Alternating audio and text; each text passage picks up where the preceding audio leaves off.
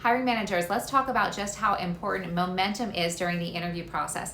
Once you identify one or more quality candidates, you want to keep the process going. You want to keep the momentum. You want to keep those candidates actively engaged and moving forward. Because what happens when your candidates don't hear back from you, no news is not good news. And a candidate who knows their value and knows their worth is also likely entertaining other opportunities, even if they weren't before. Now that they're entertaining your opportunity, they are curious about other opportunities. And if other processes with other companies and opportunities are moving along more quickly, the candidate feels engaged and valued and wanted, and they're going to shift their focus to other opportunities. And then when you are ready to pick up the process and get going again, that candidate is likely to be gone. So it's understandable, of course, that natural delays are going to come up during the interview process. So what are some things that you can do to avoid those and keep your star candidates engaged and moving forward and getting closer to the finish line so that you can ultimately make your offer without getting too stressed and over exhausted?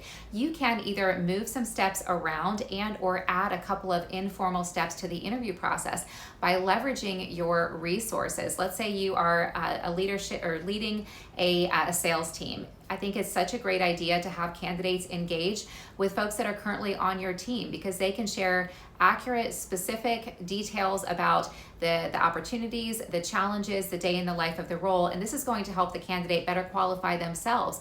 The more that they know and understand about the role and the company culture, the better they can assess if it's a fit. And so this step is going to keep the candidate engaged, and also the member on your team can give you some feedback on the candidate, and then the candidate has a better sense of if the opportunity is a good fit. And if it is, they're going to be even more engaged, they're going to feel more valued, and this can keep them moving forward and feeling like they're moving forward in the process, even if you yourself are not yet ready to take that next step in the process by meeting with the candidate again, because maybe you don't have time in your schedule for a couple weeks or something like that. Of course, there's vacation, there are fires that come up that you have to put out, there are leadership meetings, so it does make sense that you're going to be pulled in many directions, and these things can slow the process down. But you can add some informal steps like this to keep the candidate engaged. And then another thing that you can do is shift some steps in the interview process around. Now, while you do want to keep the process moving, you don't want to take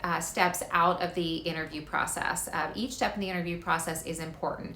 And when we don't have a process or don't stick to the process, then this is when we run into challenges, including turnover.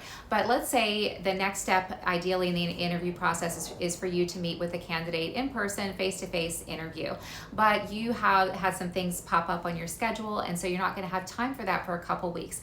You can leverage your resources by reaching out to another member of your leadership team and see if they can have a conversation, do a Zoom interview with the candidate. And this way, maybe that step is going to come later in the process, but you can just shift these steps around, keep the candidate engaged, and keep the process moving that way. This is so important. I see this all the time. Star candidates falling out of the process when they don't have any feedback.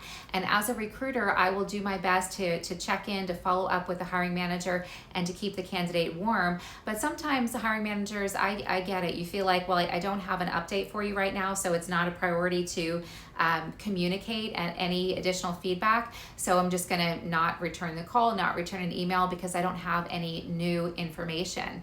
I think that this is a mistake, because then what happens is the candidate doesn't feel valued. And the candidate that you want knows their value. They have their priorities aligned. And so if they're not hearing from you, they're going to think that they're not your candidate, and they're going to reshift their focus. And if you think about it, that's likely what you would do as well, because you know your value. So remember to put yourself in the shoes of the candidate, treat others like you want to be treated, and do as best as possible, do what you can to keep them engaged.